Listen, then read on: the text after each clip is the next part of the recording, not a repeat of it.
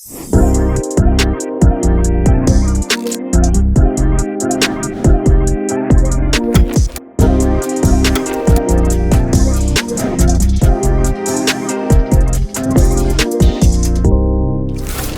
what's up guys? Ayan, nagbabalik ulit tayo sa ating panibagong talk show sa WizKid Academy Talk Show Series. And syempre guys, we have our special guest. Ayan.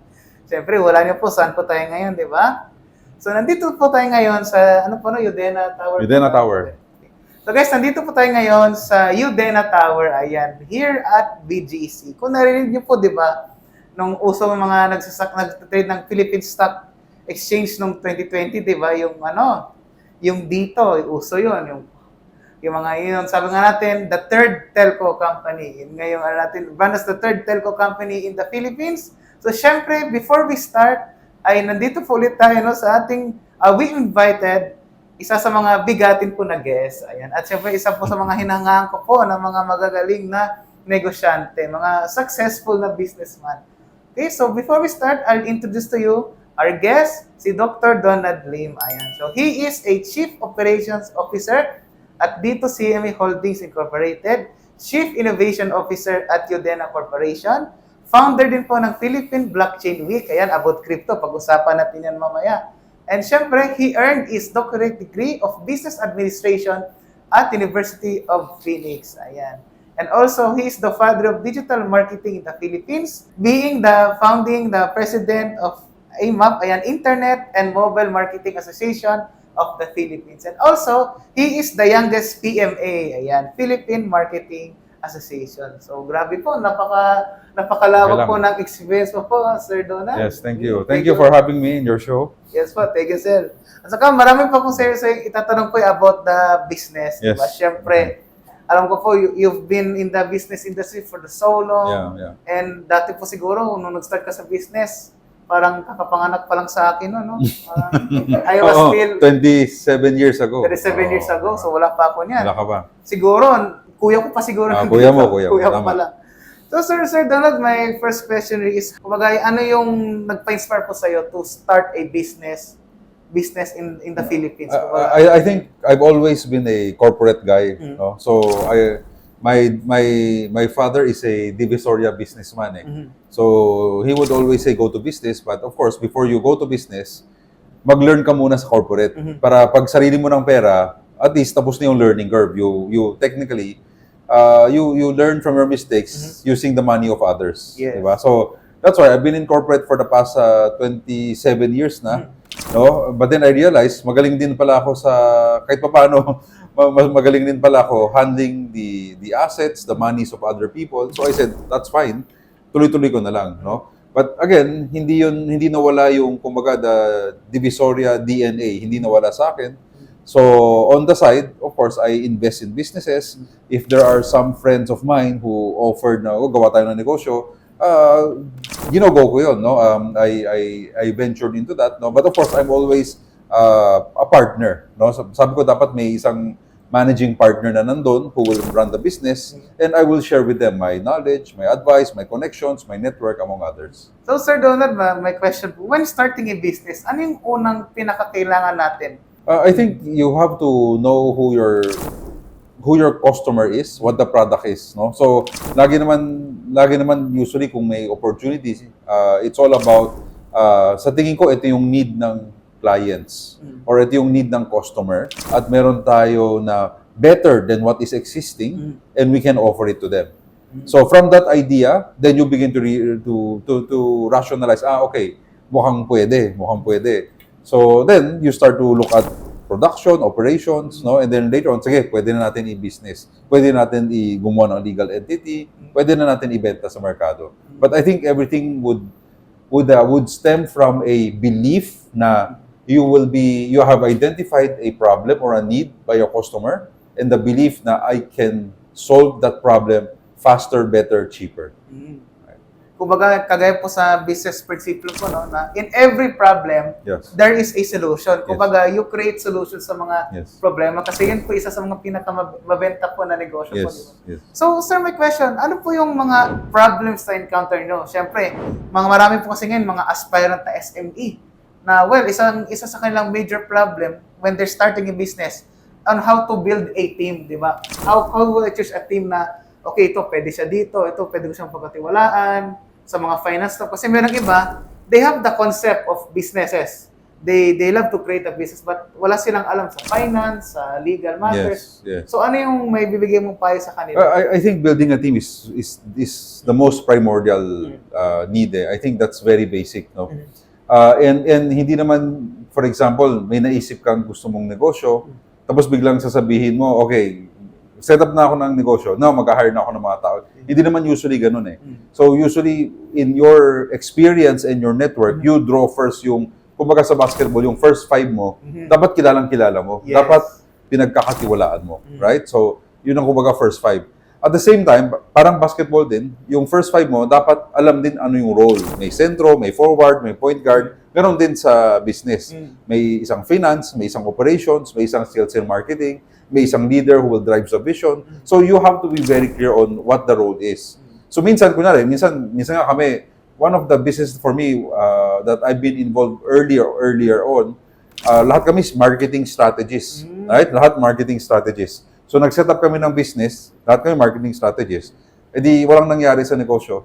Kasi lahat kami marketing strategists eh. Walang finance, walang HR, walang accounting, walang lahat. So, lahat kami strategists lang. So, puro isip, puro salita, pero we cannot convert. Or pag may negosyo man, sinong mag-account? Right? So it's important. Kaya sabi ko nga, important yung first 5 mo. At kailangan very clear yung roles in running that business. Operations, the people, the sales, and the finance. Kailangan klaro yun. Kasi parang sa basketball po yun, dapat kompleto yung team at saka Dapat klaro. kompleto. Kasi syempre kung lahat naman tayo, same lang naman tayo ng Oo. di ba? Wala, di mangyayari. Hindi pwede lahat point guard. Eh di paano? Di pwede lahat center. Oo, di pwede lahat center. Oo. Kaya meron talagang clear na Yes. designation. Yes. And sir, nabanggit mo na po about the marketing sa isang business. So ano yung isa sa mga biggest break mo sa marketing mo na na innovation? For me, when you talk about breaks, wala naman yung, I don't see may big breaks. I think whatever I am right now, and again, I'm far from what some people think, successful, whatever. Hindi naman eh. I'm still, I have a job, and I will do my job with the best of my ability. But where I am right now is really, number one, maybe it's a accumulation of small victories and accumulation of learning from failures. Ganun lang naman yun, di ba? And you get to learn. So hopefully, it allows you to make better decisions from your victories and your failures. Also, I think for me, yung kung saan ako sinorte is really yung mentors ko. Lahat ng mga naging boss ko, especially when I was starting out, when I was your age, when I was 20, and then when I was 24, when I was 27, mga career moves ko yon.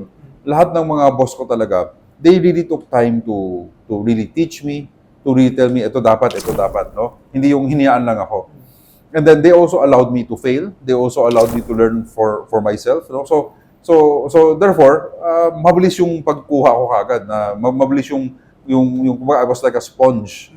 Whatever they teach me, I just wanted to learn and learn, no? Again, sabi ko, even up to now, I'm still learning from a lot of things. Kaya tama po sa yung mga sinasabi ng mga di ba, mga quotes na hindi naman porket alam ko na lahat, di ko na kailangan mag-aral kasi in a business nga, kapag hindi ka nag-aral, you will not innovate. Parang babagsak ka in the long run. Di ba? Parang naging story dati ni Nokia. Masyado siyang nag-focus sa analog phone. Pero talo sila ni iPhone. Yes. Pero ano yung mga disciplines mo when you're running a business, lalo na ang mga principles mo in keeping a business alive in the long run? Well, the life of the business, the success of any business, no, I think you termed it right. Running a business is a discipline. Right? Hindi ka naman pwede yung, kaya nga there are some people who I term employees. Yes. Pag-gising mo, you don't feel well, pwede ka mag-sick leave. Pag ikaw yung may-ari ng negosyo, hindi ka pwede mag-sick leave kahit na may sakit ka eh. You have to run it through and through. You have to find a way. Right? And sometimes people create a picture na pag nasa business ka, masaya, na you earn so much money, ganun. But hindi eh.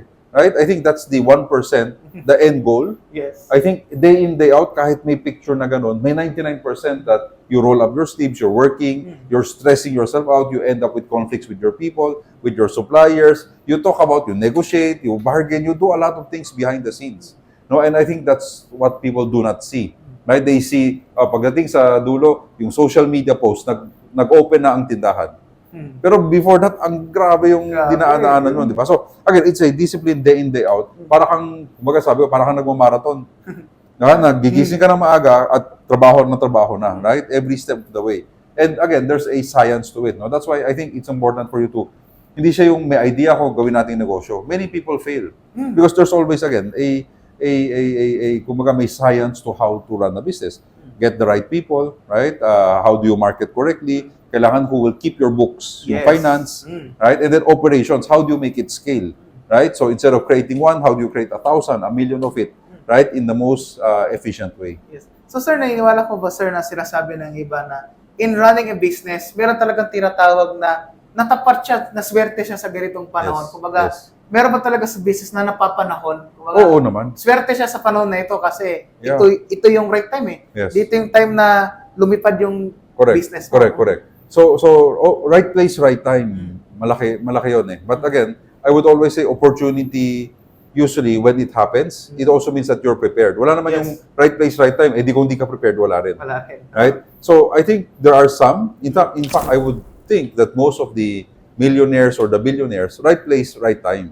But I also would like to, number one, give them credit to whoever they are, no? Those who have right place, right time, tinabaho pa rin nila yon. Hindi ibig sabihin na sobrang swerte mo. Unless nanalo ka ng sweepstakes, ng loto, ibang usapan yon. Opo. Pero kahit na nag-right place, right time, alam mo nandun yung product, mag-iterate pa yan eh. Mag-change pa ng consumer needs, mag-change pa yung market, may papasok pa rin na kalaban, pero nauna ka. And therefore, nakabuelo ka. Okay yun. Right? But you still have to work on it. No? There's no such thing as right place, right time, swerte niya. Di ba? May iba magka-comment, swerte niya, right place, right time siya, swerte siya. Walang ganun. Lahat ng negosyo, kahit anong swerte, may cycle talaga yan. Right? So, swertein ka, mamalasin ka, may problems, may ganun. Ayusin at ayusin mo. Kaya sir, yung iba nga na timing lang na, ay, sinwerte Yeah. siya kasi umangat yung market. Yes. Kumbaga, Yes. nag-bull run, nakasabay Yes. yung stock Yes. niya. Yeah. Pero, actually sir, napansin ko, nung pandemic sa atin sa Philippines, marami nag-thrive ng business noong 2020, 2021 Yep. kasi all the liquidity, the stimulus. But nakita natin yung the reality, kumbaga nga, yung parang the sad truth.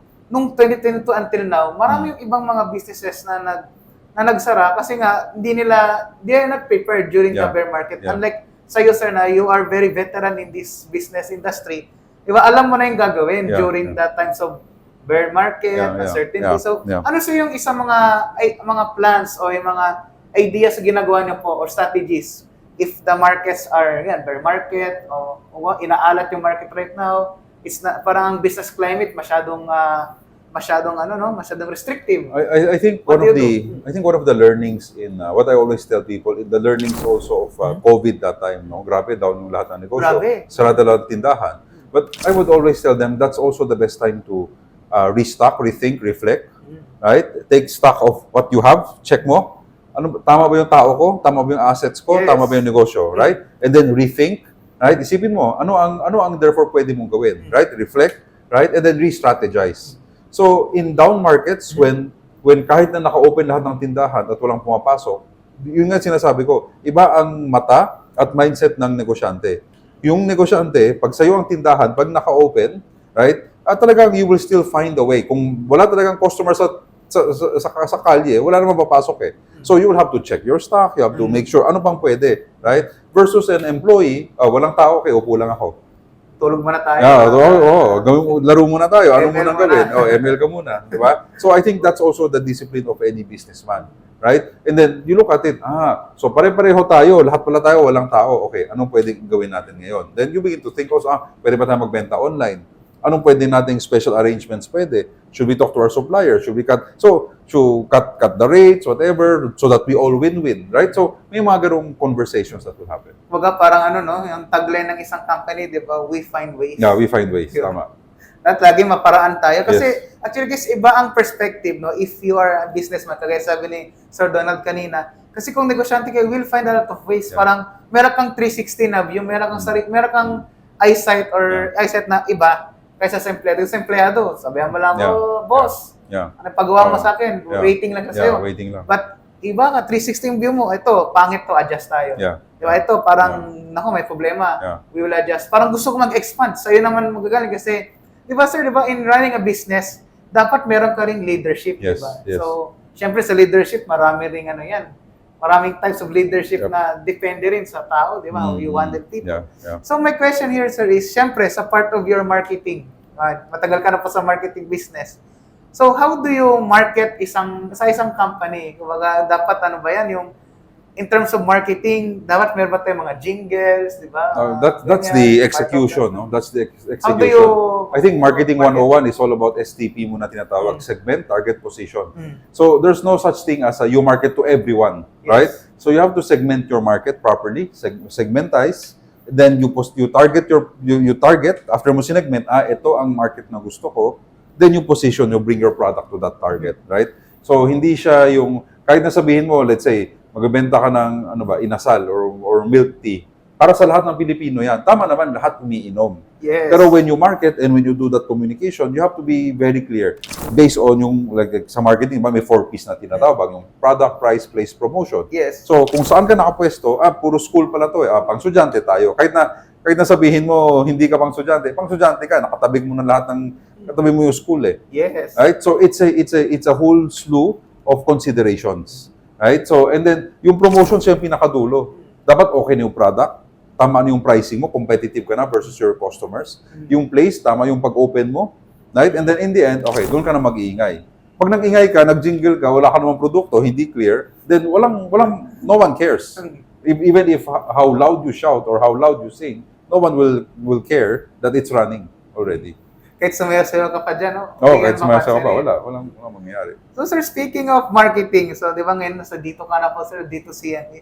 So in your tenure as the Chief Operations Officer and the Chief Innovation Officer ng Udena, ano yung mga notable o yung mga, let's say, mga notable projects na nagawa mo in terms of marketing or in terms of innovation? Okay, I won't take credit for this, no, but I think the marketing team our marketing team downstairs has done a great job. Note that we're 20 years behind. Yes. Right? So with 20 years behind, ang labanan na lang dyan is really about how do you reposition a brand to the market, no? Yes. I think one of the key positioning is really okay para sa Pilipino. Kaya nga it's Dito It's a real Filipino name. Yes. Dito means we have arrived, right? I think also number one is really the foundation. I think our partnership with China Telecom allows us to build infrastructures very quickly. Sanay na sila eh. Tagal na So when they build across, biglang okay, after 5 years, okay, we are able to now penetrate more than 85% of the Philippine population. Now we have certain downloadable speeds, 400, 500 Mbps. Sobrang bilis na. Okay, now we go out and market. Right? We market and we want to position ourselves as something that is truly Filipino. If you look at even, for example, we use a lot of influencers, no? Not only the big ones, no, like Marian and Ding Dong, pero marami mga influencers kami ginagamit, no? I think we've been very entrepreneurial in this corporate stage. We know naman ang reality, hindi naman ganoon karami budgets namin versus the incumbents So we have to be more, we have to be smarter than how we execute it. And because every time we spend, kailangan may balik. Yes. Right? So ganun naman talaga ang marketing, no? So how we played it, pati we executed puro mga billboards rather than TV na mas mahal, right? So we do billboards, we do regionalized marketing. So it's really more going to our customers. Kasi nga hindi naman nila kami kilala, right? So right now we're creating, good awareness, no? As far as we know, and right now we have around 30 million subscribers already, Dami na. right? So it's not too bad for diba, we started in a pandemic year with all the disadvantages, but right now we have 13 million subs. So I think we're getting kahit paano, it's a good start on this long marathon, what I call a Yes. marathon. Maganda ng kickstart. Kasi naalala ko, Sir Donald, nung pandemic 2021, diyan kayo na slowly nag-roll out ng mga SIM card. Then Yes. gulat ako, you have a 5G na rin. Yes, diba? 5G first. 5G first. Oo, 5G talaga. Ayun yung, tapos meron pang VoIP ba yun? Yes, Ng yes. voice So, over. yes. So maraming Daming features. Maraming features. Kahit nga kami ni Papa, nag-video call kami. True call. Yeah. It's first time na sa history Yes. na may ganon sa Philippines. Very high-tech. Yes. And siyempre, nagustuhan ko rin sa Dito Telco, lalo na, di ba, marami kayong mga promos, mga load na talagang affordable. Yun yung maganda niyo Yeah, pang ano. simple and affordable. Simple and So affordable. wala na maraming choices, basta 999, 199, puro ganun lang yung ginawa namin. No? So you don't have to overthink what to get. Tapos renew na lang. Yeah, Diba? renew na lang. Every Yeah. month. Okay, so aside sir sa dito at saka sa Udena, so what are your plans in the future, syempre, at part of the marketing and the operations? Syempre, di ba sa business, meron tayong tinatawag na parang 5-year timetable o Yeah, parang 5-year na blueprint. So ano po yung mga other major plans ni or major plans in the future na ano that will make the company of Dito Well, I think expand in the long run? Dito itself, we believe that it would really generate traction. I Yeah. think by offering speed with good value, no? Kasi ngayon, internet naman wala nang call and Yes. text right? Wala na. So fast internet, I think that's the basic, no? Fast internet at a good price. That's always the very basic offering that we will always promise to our customers, no? But I think from the tech side, we see so many opportunities, no? Whether Dito goes to it or even within the group, no? Kasi we're also part of the Udena group.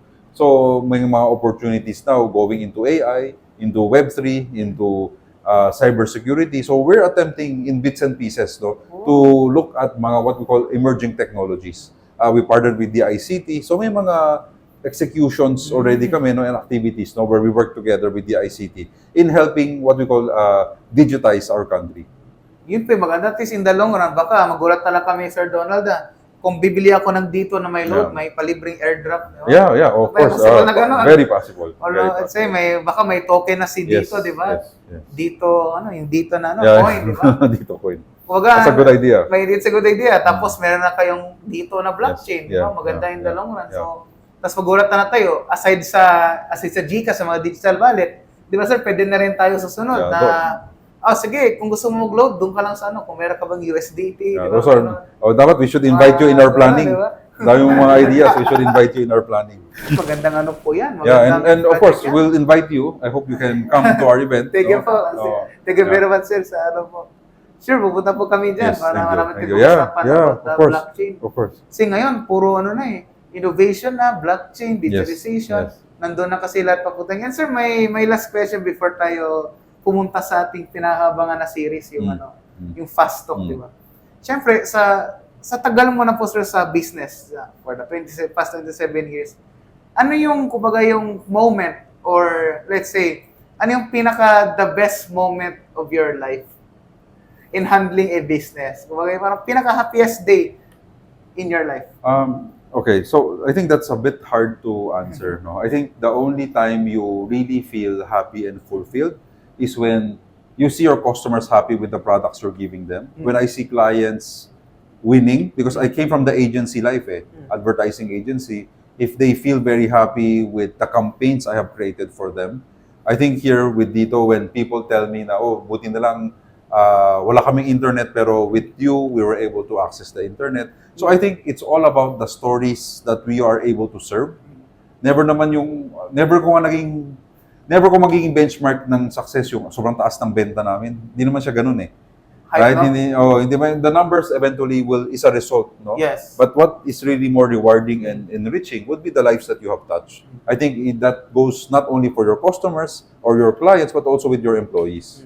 Right? And when they share stories with one another, then you feel happy with that. Kumbaga, sir, meron nga pong ako narinig, di ba? Pag isang empleyado na sabi, kung di dahil sa iyo, sir, hindi ako magiging ganito, di ba? Yes. Mga ganon. Okay yun. Kasi, di ba, kadalasan sa negosyo, if you're hyping the numbers, we earn like this, number one na kami, it will just fade away in the long run. Yes. But yung tinulong mo sa tao, di ba? Yung binigay mong legacy sa tao, hindi nila makakalimutan yun kahit sino pa magpalit dyan. Correct. Yun yung parang the best legacy na may bigay mo. Yes. Kundi dahil sa'yo, hindi kami naging ganyan, di ba? Hindi gumanda buhay namin. Yes. So, sige sir, so our next topic naman ay itininabangan natin. Fast Talk. Okay, Ayan. Fast Talk. Di ko alam ano to sige. Sige, ano lang, Fast Talk lang to sir. Ito yung first time to sa atin sa finance industry. Ayan. Dahil ikaw sir ay nasa dito at nasa Udena at sa Philippine Blockchain Week. Okay.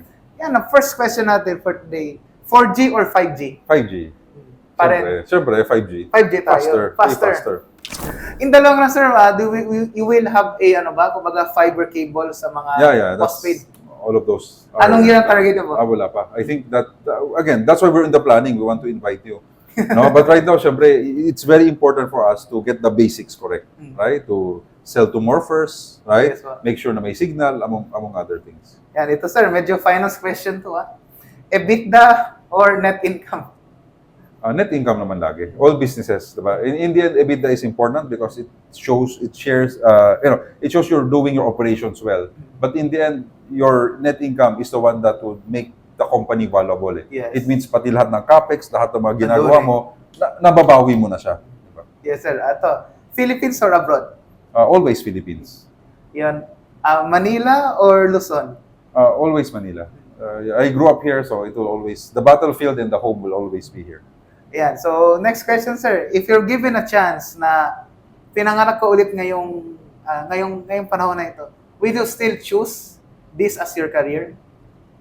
Definitely. And I'm saying this, no, I don't think I have a career, so to speak. I'm a corporate person, but I have some businesses, and I teach, and I'm with the Air Force. I think, for me, it's really all about connecting all the dots and finding ways to serve our country in different ways.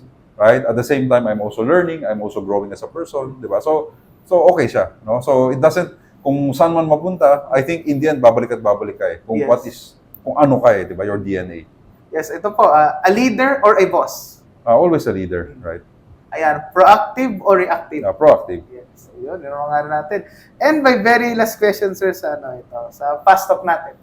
Okay, so if you are, kumbaga nga sir, no, if you're given a chance na magiging ambassador ka ng blockchain in the Philippines, ano yung unang gagawin mo na policy or mga policy dito sa Pilipinas? I think blockchain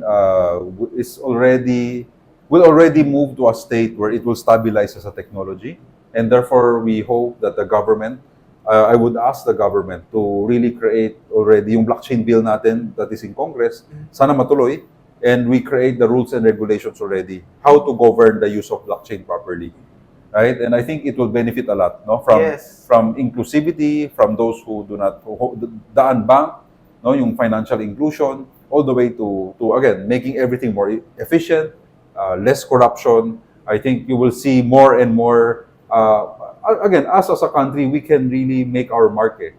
So I think we have to sana get our acts together as a Web3 community, Web2, Web3 community, working hand in hand, no, for us to really become an economic superpower. Ito sir, may last question na lang po para ma-excite Okay. mga viewers natin. Ano yung price prediction mo sa dito this year? Mahirap yan.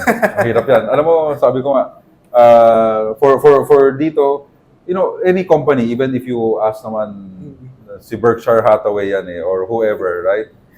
You do not invest in a company because you speculate or no. You invest in it, you invest because you believe in that company. Yes. You invest because you feel that the people there are the right people, they have the right product, they have the right culture and values. And hopefully that would I'm not saying you have to invest in dito or do not invest. I think for us, we're trying to create a company that is there for the long run. I think we're creating a company na we feel we are needed as a third telco. We want to help as many Filipinos as we can. We want to push our government and our country to become world class. So yun lang, very simple, right? And I think with that vision, no, and with that mindset, I hope we can really become a valuable asset to the industry. Yes, kasi di ba sir, ang habol naman natin dito, when you're starting a business, sustainability, di ba? Sustainability, yep. Stability, and of course, innovation, and we touch the lives of the Filipino people. Kasi syempre, kumbaga, ang goal nga natin sir, di ba, the Dito Telcom kumbaga, preserve until sa mga kaapo-apuan natin, di ba? Kung dati, mga lola't-lola natin, 2 telco na yung kilala. Yeah. Di ba, yun, 2 na yun. But ngayon, dahil sa mga apo natin, 3 na. Di ba? Yes. Yun. Yeah, that's the plan. That's and the and plan. hopefully in the Hopefully. vision, right? Yes, so, again, yes, sir. Thank you very Thank much you. po, Sir Donald. Thank you, And thank you. see you again po sa Thank you ating for having me. Blockchain Week. Thank you. At I'll more see you there. meetings to come.